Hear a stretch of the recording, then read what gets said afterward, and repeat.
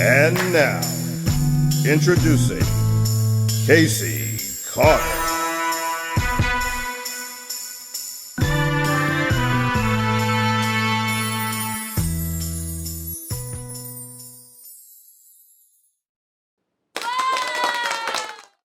So we So back to the left.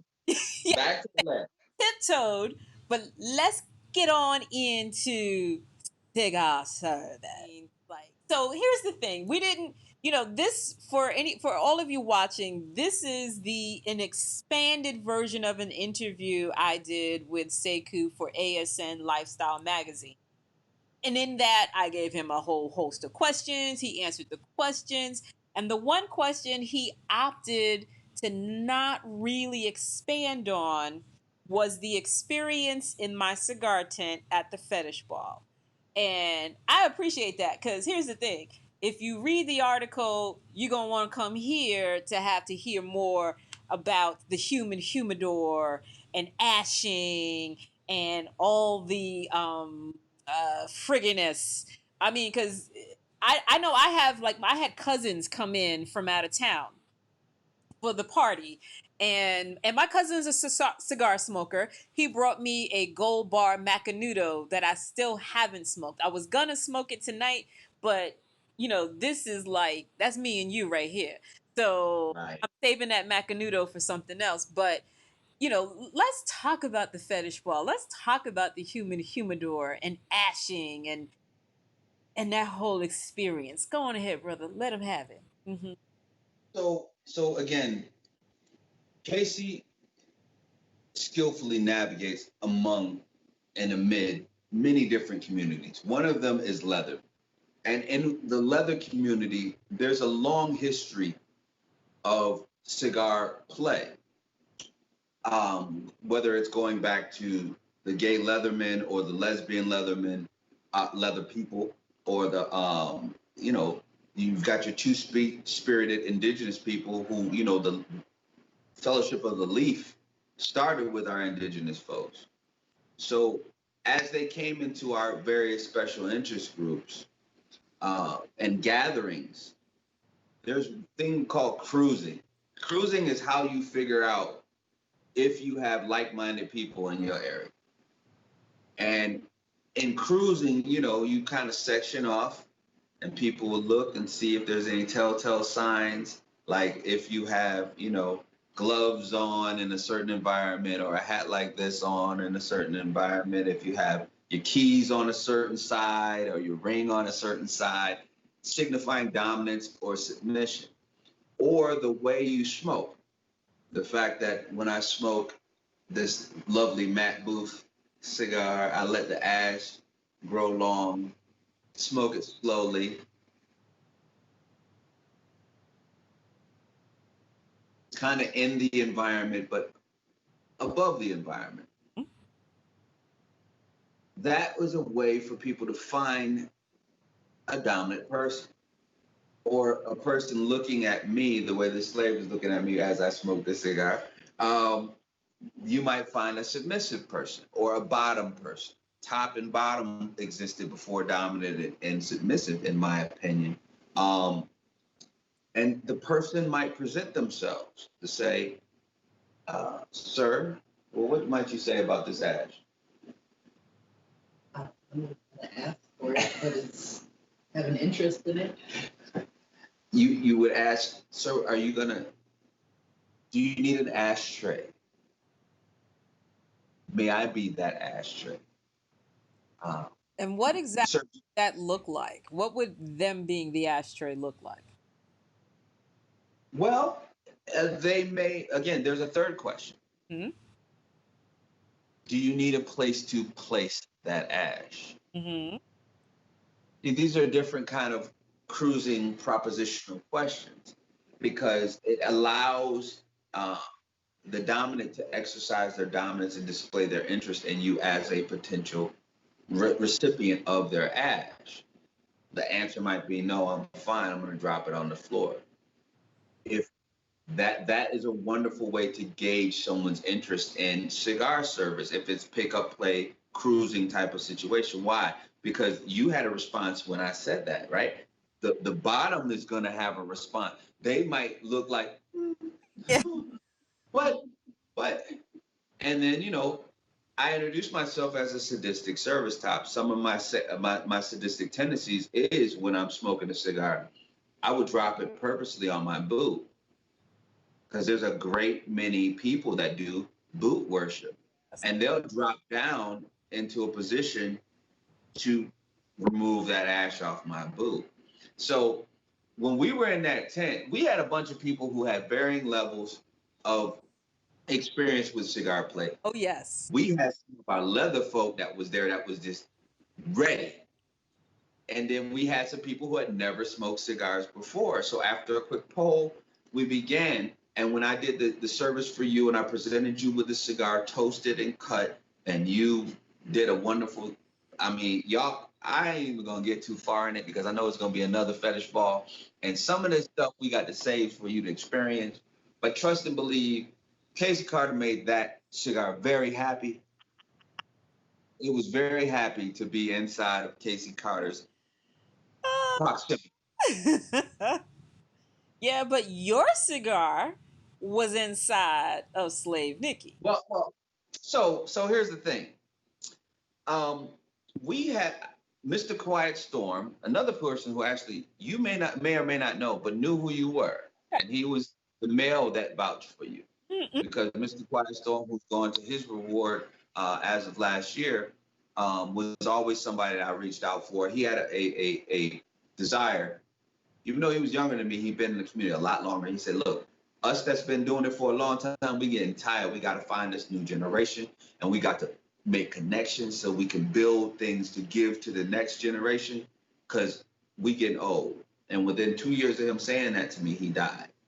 So he died last year. So I was fulfilling my brother's edict in connecting with you because we're going to make this strong connection and we're going to hand it off to the next Seykou and Casey and they're going to take it farther. But he told me about a thing that he did in Detroit. He was a Detroit player in every sense of the word. The brother we're Leatherman, but the brother wore gaiters to the club. You hear me? Not boots. He had gaiters and Stacey Adams. He would wear suits to the club.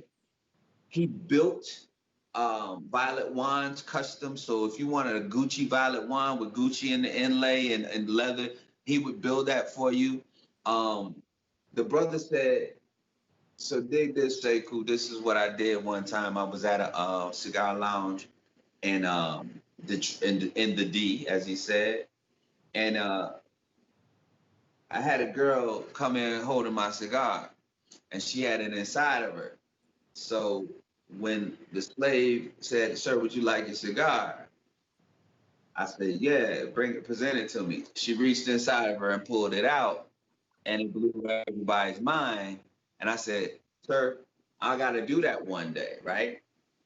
So when he died, I said, the first opportunity I get to present, I'm going to do the human humidor. And that was Casey Carter's fetish ball. So unbeknownst to the crowd, I had already placed the cigar inside of a glass tube that had a secure cap inside of Slave Sassy Nikki before the event began. So before we got into the smoking tent, before I cut Casey's cigar, before I gave my spiel, it was already in there. So when I finished with Casey's, I said, where did I put my cigar? You had the nerve to be all dramatic about it. I said, where is my cigar? She was like, I don't know. I said, oh, I remember. And forcibly, but with control, pushed her over the table. And she gave a little wiggle, and I lifted up the little frock she was wearing. And oh, look at here. Out comes a cigar. And oh, your audience was not We're ready. ready. They what was crazy to me is, I mean, first of all, even I was like, no, oh, Thank you. But to look around the tent, because you had people sitting in chairs, you had people standing, you had people sitting on the floor off to the side, and everybody was like, like, Casey, to give you the credit that is due, when we talked about combining forces for your fetish ball, we were riding the wave of your 50th birthday party, yes, we were. Yes, we were. which kicked in the door. And we had a 3-step plan. We were like, you kicked in the door. Now what we're gonna do is we're gonna get people talking. And we had this actual, you remember we had this actual conversation. And I said, Casey, what we gotta do is we gotta do things in a certain kind of way to make people, they not even gonna believe what they saw until they get home and start talking about it. And then they're gonna talk about it so much that the third one, that COVID interrupted, we still gonna do this third one. Oh, yeah. The third one is gonna be so big. So I didn't even tell you about the human humidor Right. because I wanted your natural impact to be felt the same way as your guest's impact. And everybody thought the same thing. They were like, so that was in her the whole time? Because she was been here with us the whole time. When did you put that in? I'm like, the whole time. We was doing WAP before WAP was WAP. Yes, wet ass pussy. Let's just go ahead and say it. But oh my God, like that. So I mean, just the whole. Here's the thing. Let me say this, and be completely honest. I didn't necessarily have a plan for the cigar tent. So once I engaged you, I was like, I don't care. Do whatever you do. It's yours. Like literally. And I didn't tell anybody else that.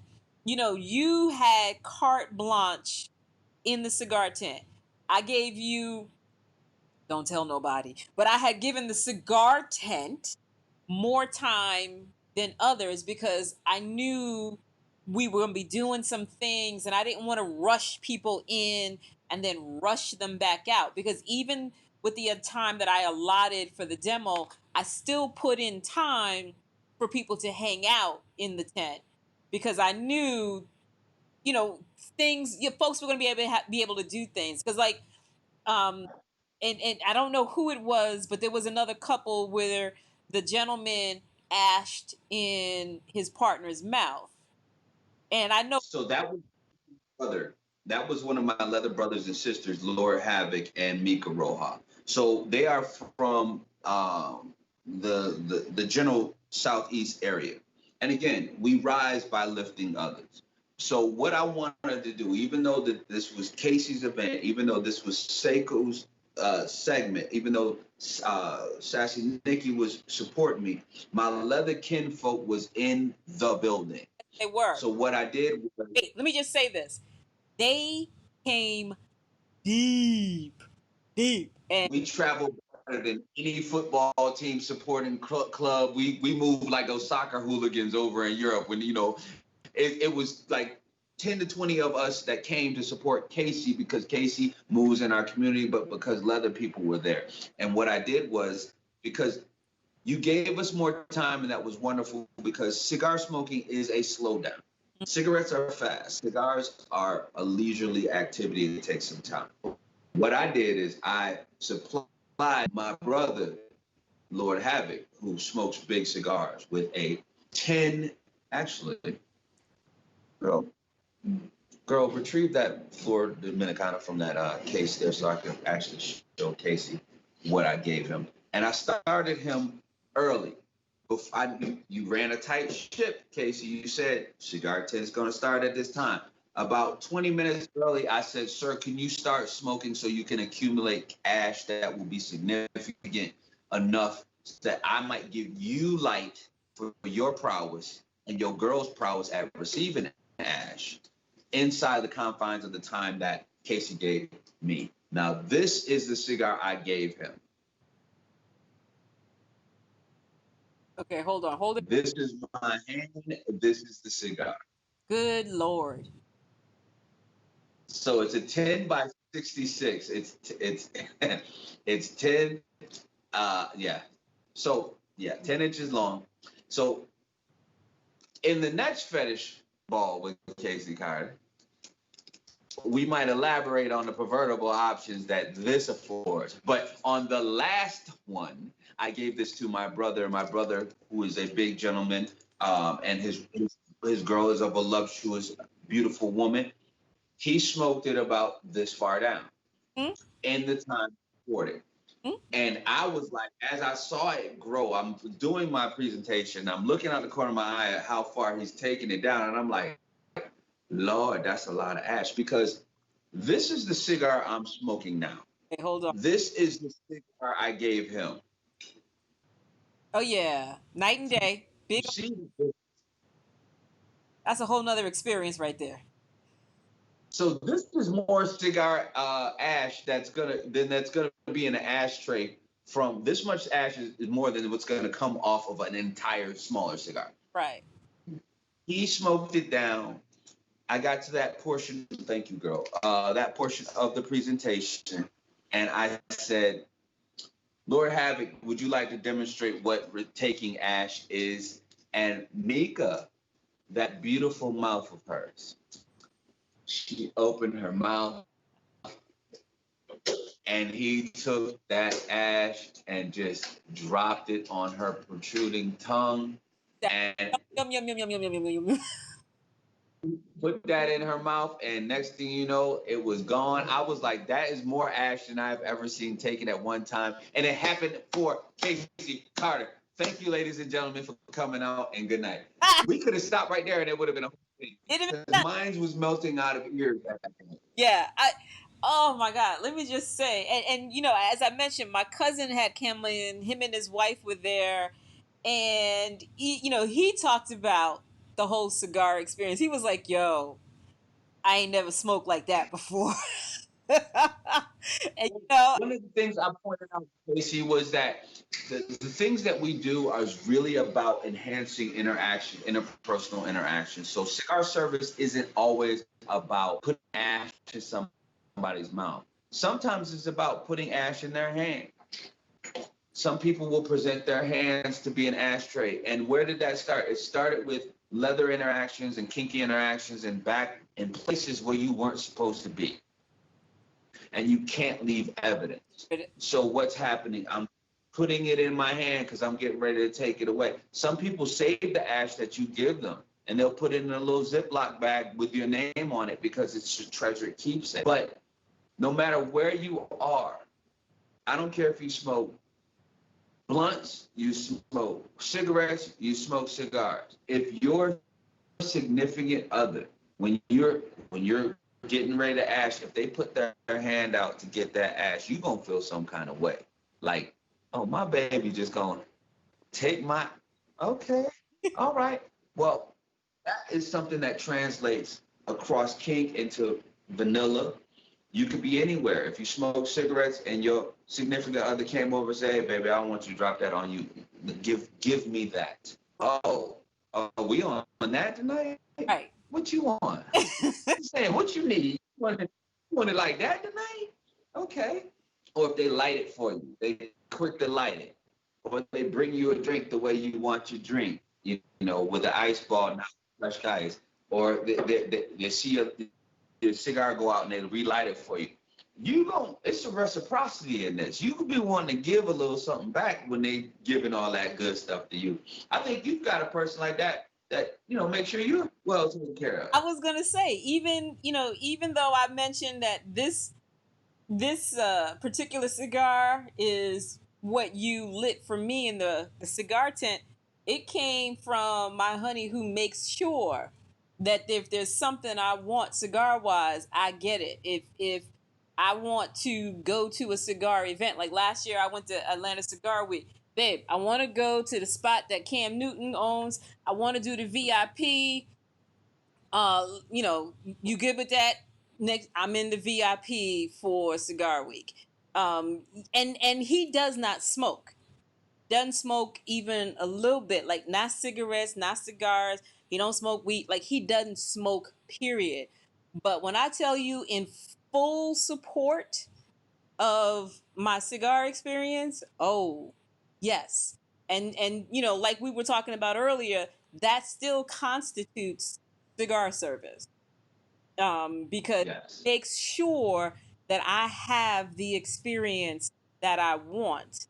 And which reminds me, so in my interview with you, you talked about AAO. And when you know, when you spelled out what that acronym was, I was like, oh yes, oh yes, that's Casey right there. Because you know, I did an interview with some folks. It wasn't even an interview; it was more of like a someone does this weekly Zoom, and I was on one time, and I was in my garage smoking my cigar, and they were busy, and it was all guys, and they were busy talking, and I'm sitting like, you know, sitting back like this, you know, just smoking, and they're busy talking, and finally one of them said, I want to do what she's doing. I want to smoke like Casey, because that looks hot. I want to do what she's doing. And I was like utterly flattered, because here I am amidst like 5 or 6 guys, and they're all running their mouth, and I'm just sitting back letting them run their mouth. But one of them was smart enough to see I in my silence was still hanging with the boys. And so yeah. So AAO, attire, atmosphere, and objective or outcome. Those are very important aspects of my just my journey in kink in general. I'm always aware of the attire that I want for an experience, the atmosphere that I want to set or be in, and the outcome or the objective. So one of my favorite things is naked service. Why?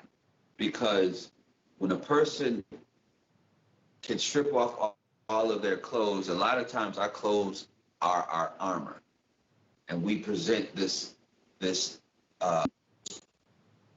idea of ourselves, this representative that is embodied in our clothes.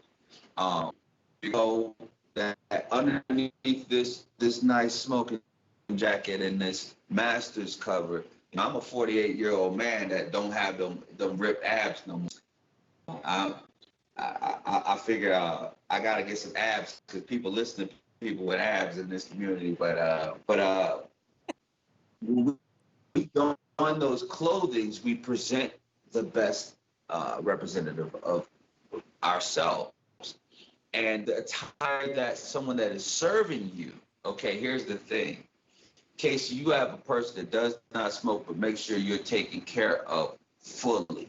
So when you go to a new lounge, you know, do they go to the new lounge with you in dungarees or a sweatsuit, or do they put on a suit and be suited and booted, so when they open the door for Goddess Casey Carter to come in, and they throw that card out there and says, this is for whatever she wants, like, who is that chick? And how do I get one of those? See, that's the attire. When you go in, you can dress humbly. Why? Because I could dress humbly. I'm Casey Carter. I'm blessed anyway. I could put a burlap sack on and I'm going to look stunning. But I could dress humbly because the person that's serving me looks like $1 million, you know, and people with money don't usually show money by, you know, dressing all outlandish. Or you can come in looking amazing and get attention. If you want to just be humble and let the vibes flow off of what your person that's serving you is doing, you dress humbly. But when you dress like you normally dress when you go places, they like, who the fuck is, and who, she got Bentley Farnsworth in here and she looking like Beyonce over there. Well, again, objective was to neutralize the naysayers and the women can't smoke and, you know, women don't know what they're doing. That whole attire will relay that kind of message. Right. When I'm at home, I like service. I'm like, I want to see you naked. I want to see you stripped of all of your pretense, and I want to see you proud naked. So to me, the objective and outcome of that is to empower the person that's serving me by being body positive, understanding it is not what you have and what you have not, it's what you bring to the table. The fact that you are lighting my cigar, the fact that my drink is being refilled, the fact that if I need to put my foot up, you present your bare back and I put my feet up. That's more beautiful than any body type to me. I fully believe sexy is not a shape. Sexy has no weight limit and it has no age limit. Sexy is what you are and how you execute. So the objective, we've got the aesthetic, and well, again, aesthetic, I've said we got the attire. The aesthetic is what kind of environment you want to have. Some people have, you see, I'm in my cigar lounge, you know, I'm drinking my rum, and I'll take another of those. But the aesthetic could be a public scene, a public place, a cigar lounge. The aesthetic could be how you have your servant or slave or bottom dressed.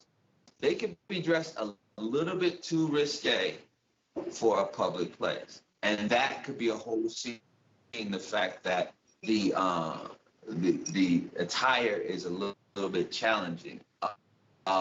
It could be that you hand ash when no one's looking. The aesthetic could be that they brought a glove. The only reason they're wearing that glove is because they're going to take that hot ash from you. So that's the aesthetic that you pre-program. So they get to marinate on all those instructions. You know, if any of y'all know about, you know, some of what we do in the power exchange, sometimes it's not the thing, it's the build up to the thing. So if they know that you've created this aesthetic, like tonight we're going to, in Denver, we have the Churchill and the Brown Palace, which is a traditional classic, like from the 1800s or whatever. Cigar, have you dressed up like a 1950s little skirt, and you know, you got girls sitting up high and you got your Mary Janes on. Okay, I created that aesthetic. People don't know that that's not the way you dress every day. Right. If I'm here and I have you with a service tray around your neck and it's attached to your breasts, because I'm a sadist, and you're serving with the cigars, lighters, torches, maybe cigarettes, like a cigar box girl from the 50s, that's part of that aesthetic. I've seen some of my sisters always do it big. I've seen some of my sisters, they had 4 boys ass naked in cop cages lined up against the wall. One was for drinks, one was for hors d'oeuvres, one was for cigar service, and one was to rub feet. And all they had was that ass naked cot cage, and that was the aesthetic that they wanted to present. They wanted to present royalty and opulence and service above par. So that aesthetic plays into it. It's like the aesthetic and the objective go hand in hand, because sometimes to get in a certain objective, you have to create a certain environment first, and that goes back to the attire. Sometimes your attire helps create the aesthetic, which leads to your objective. So that's why I go AAO. And that's something simple, because if I want to dress up really, if I know that my wife smokes cigarettes and I dress up really nice, I put a suit on knowing that she's going outside to smoke. And I say, hold on right at the door, baby. And I open the door for her with a suit. She's already gonna be like, what in the hell are you doing in this suit at 9 o'clock at night? And if I say, I wanna make sure that I have an opportunity to light your cigarette the way it should be. And she's like, well, I don't have an ashtray. I will be your ashtray. You can put it right in my hand. Oh, you think you're gonna have a better evening after that cigarette? there's going to be another cigarette needed after what you do after that cigarette. So it's easy to like you teach pervertibles. We are pervertibles. We can make ourselves into a pervertible act and make something mundane out of the ordinary. Oof, man. Yes to all of that. Yes to all of that. Um, I, I think, one of the things that really has been impactful for me when it comes to smoking has been being able to create the experience out of the atmosphere. And as like when I saw your AAO, I'm like, oh my God, that is literally how I feel about the smoking experience, without having realized that, of course, Seykou came up with um, this AAO. I mean, because for me, I oftentimes find myself in a lounge and I literally will sink back into the chair and just be like, And just yeah. and I don't care how many people are in the room, they're like non-existent to me because I didn't come there for you. However, in the back of my mind, I know everybody's watching because this chick came in here, leaned way deep, crossed her legs, and is just smoking. Like, and it brings me back to this idea of why people find women smoking so sexy. I mean, because I remember I took this young lady. She's not my submissive, but she and I go out often, and she had never smoked a cigar. So I took her. We have this usual spot that we go to, and then I took her down the street to this cigar lounge, and she wanted to smoke. And so we went through the whole experience of the cutting, the lighting, and the smoking. And again, because it was for me in that moment a teaching moment, everyone else in the building was irrelevant. Even though in the back of my mind, I knew they were all there watching, but they were technically irrelevant.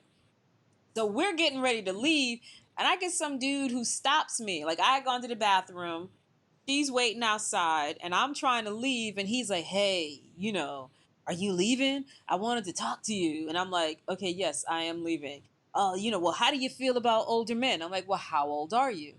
And I think at the time he's 47, 48. Well, I was older than him, so I laughed because I thought that was funny.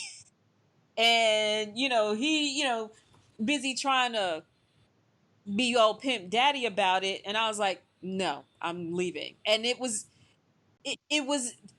became a part of the overall experience because I thought it was just so comical that he had got caught up and waited until I was leaving to want to say something.